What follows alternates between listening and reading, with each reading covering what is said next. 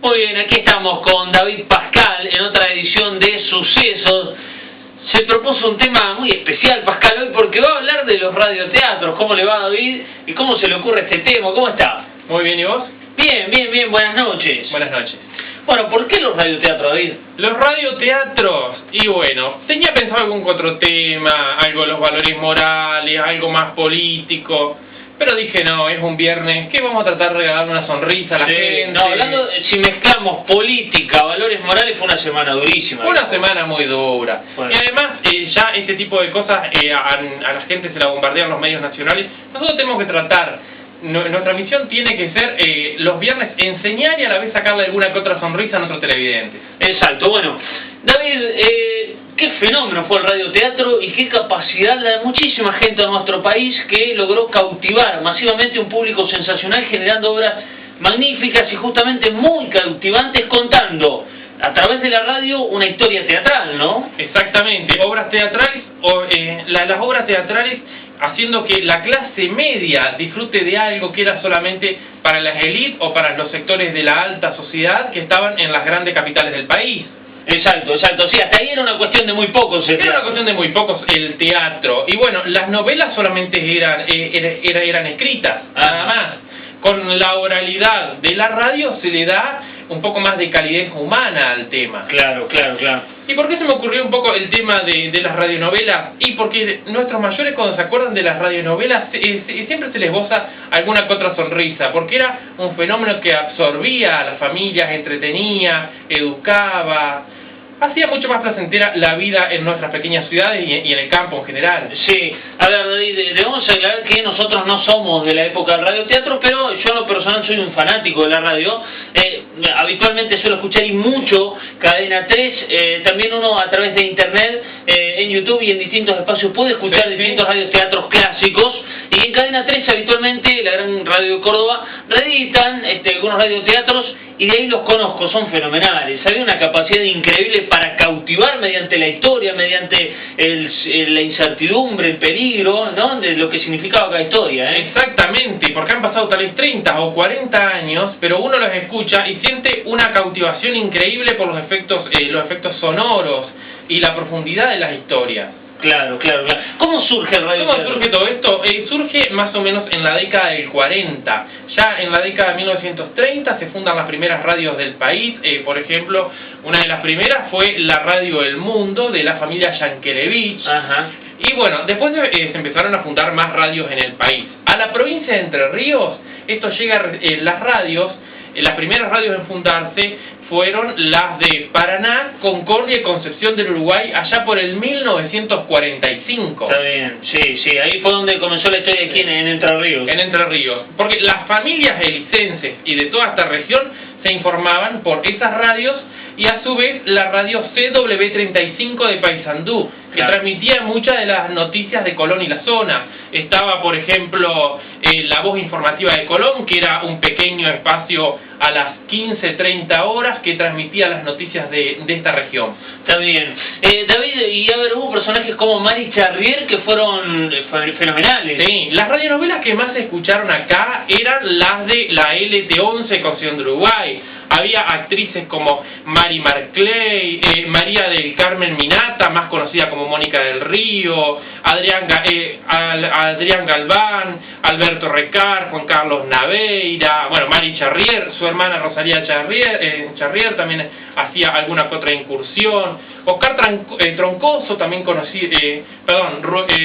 Oscar Troncoso también era conocido como Rubén Grey, y también estaba Roberto Volpi, que hacía de galán. Por lo general en las radionovelas o radioteatros ese señor hacía de galán. Claro. O sea que tenían hasta nombre artístico y todo. Por supuesto. Qué grande.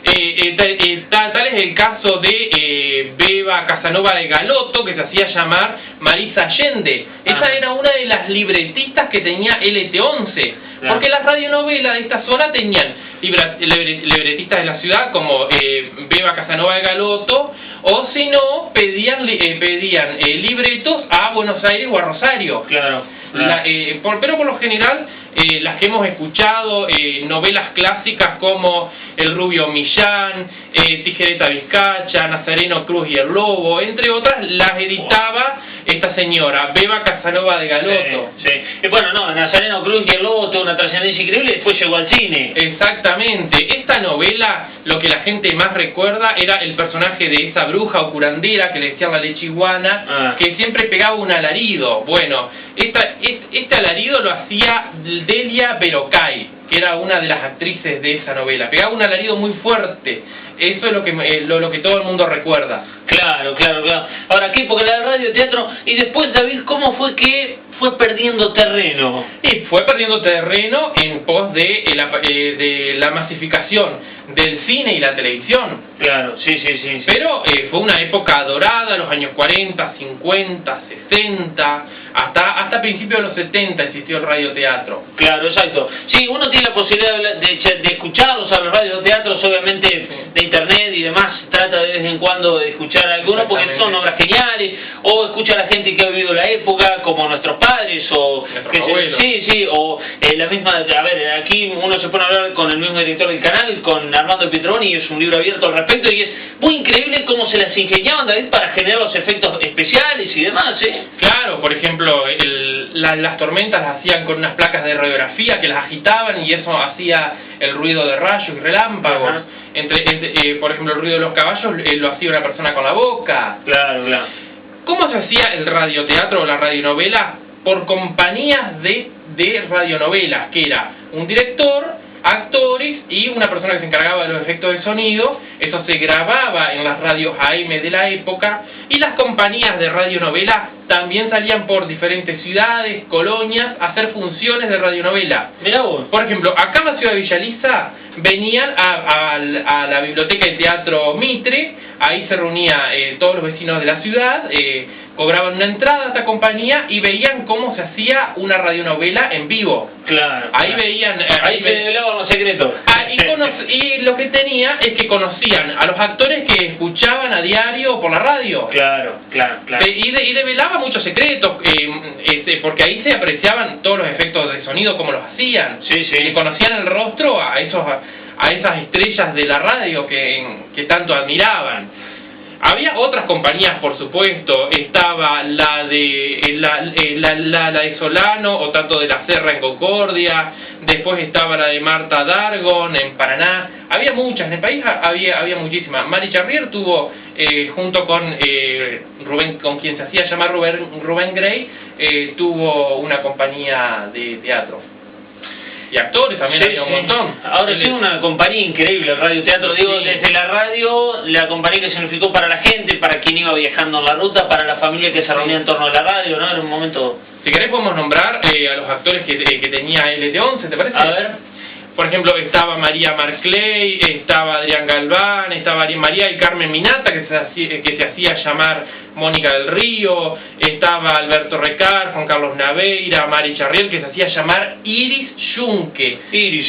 Porque Mari Charrier empieza a muy temprana edad con el radioteatro, siendo adolescente. Oscar Trancoso, Roberto Volpi, que hacía de Galán. Fue una época dorada. Está bien. Para muchos argentinos. Y vos tal vez escuchaste hablar, decir esa frase de nuestras abuelas: vos tenés más problemas que los Pérez García. Sí, ¿escuchaste? Por supuesto. ¿Sabés de dónde viene? No, ni idea. De una radionovela que estuvo vigente en Radio El Mundo desde 1942 a 1967 en forma ininterrumpida. Era una radionovela de 15 minutos que estaba de lunes a viernes. Y bueno, era una comedia de enredos, pequeños problemas. Estaba personajes como Don Pedro, Doña Clara, que eran los jefes de familia, había amigos, Esos eran los Pérez García. Pequeños enredos. Y esa radionovela cautivó mucho a la clase media. Claro. Porque, por ejemplo, Don Pedro trabajaba en una compañía de seguro, Doña Clara era ama de casa, problemas con los hijos, con vecinos. De ahí viene esta frase de más problemas que los Pérez García, porque en 15 minutos pasaban un montón de problemas y quedaba una cierta moraleja también de los mismos. Muchas gracias, David. No, por nada. El radioteatro en nuestra región y en nuestro país de esta manera lo hemos recordado, porque ha sido un hito muy importante para la compañía de muchísimos argentinos a lo largo de la historia. Nos vamos a los datos del tiempo.